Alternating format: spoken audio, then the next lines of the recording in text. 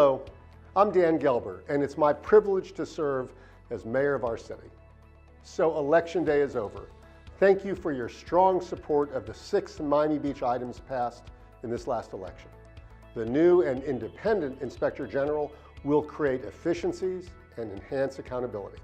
The Convention Center Hotel will help manage the kind of tourists we attract and also provide recurring funds for schools, traffic mitigation, and lower our stormwater bills.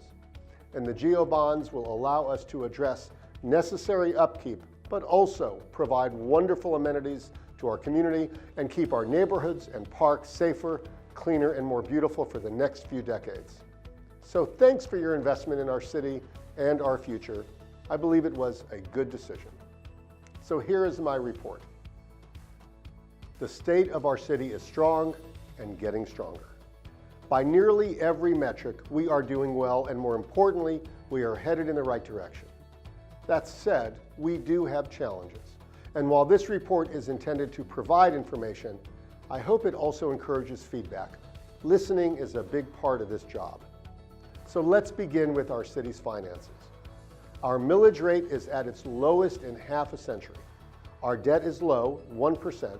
Our credit rating is very strong at AA+, and we have healthy reserves despite the impact of Hurricane Irma. Tourism has also rebounded with a 5% increase in resort tax revenue, and the outlook is good. According to county forecasts, we will receive 4% more in property taxes this year.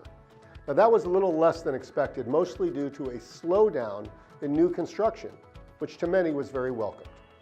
Our home values, however, continue to increase as they have historically, but we will have to watch our spending to make sure our revenues and expenses align.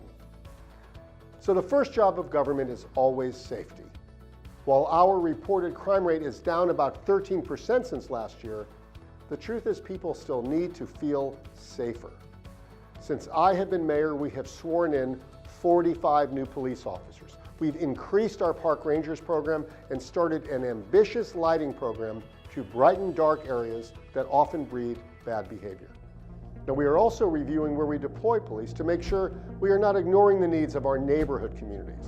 We have dramatically increased our successful license plate reader programs for our causeways and elsewhere, and our resident groups, especially Miami Beach, Crime Prevention and Awareness, have been incredibly vigilant and effective. Now, after Parkland, we immediately put sworn police officers in every school in the feeder pattern, the first major city in Miami-Dade to take on that responsibility. We thought that it was important to give parents, and more importantly, our children, a sense of security in school. And we've also reached out to our private schools with enhanced security measures. Many have asked about our efforts to combat flooding. Here is where we are. After I became mayor, I sought to review our current program with a red team to make sure our program is solid. So we had 2 independent groups, a group from Harvard and a group of experts assembled free of charge by the prestigious Rockefeller Foundation, audit our program top to bottom. They found our street raising program was on the right track and suggested improvements to our approach. So our commission is in the process of retooling our efforts with the benefit of this new information. So stay tuned. So let's talk transportation, which is not an easy issue. Our South Beach residents who just struggled with the State Bridge rehab on the MacArthur Causeway know this all too well.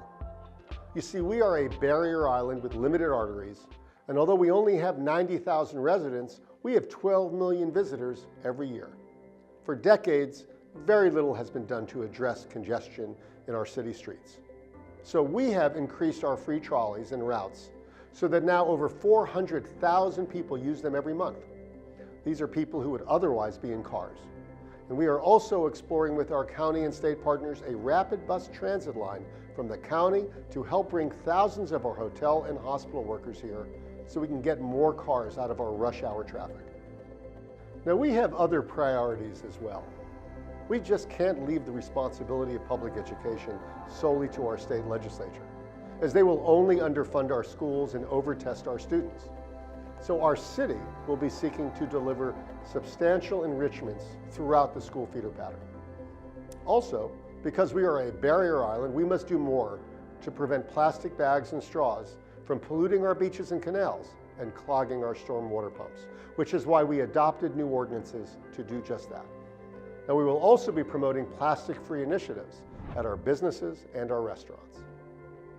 Now, we continue to lead when it comes to diversity and LGBTQ rights, having earned a perfect score of 100 points again from the Human Rights Campaign Municipal Equality Index.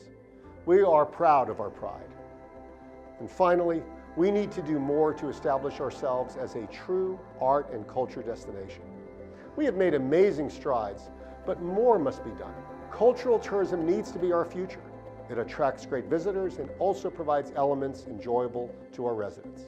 So be on the lookout for more things to do with friends and family. The truth is, our city has changed since I was a kid growing up here, and even over the last 2 decades. We are a slightly younger city, a city that loves parks and cultural activities, and a city that needs to be more walkable with inviting town centers. A community that embraces its diversity, but doesn't want plastic cluttering its beaches. This is who we are. So smile. We get to wake up in Miami Beach every day, and thank you for the honor of allowing me to serve as your mayor.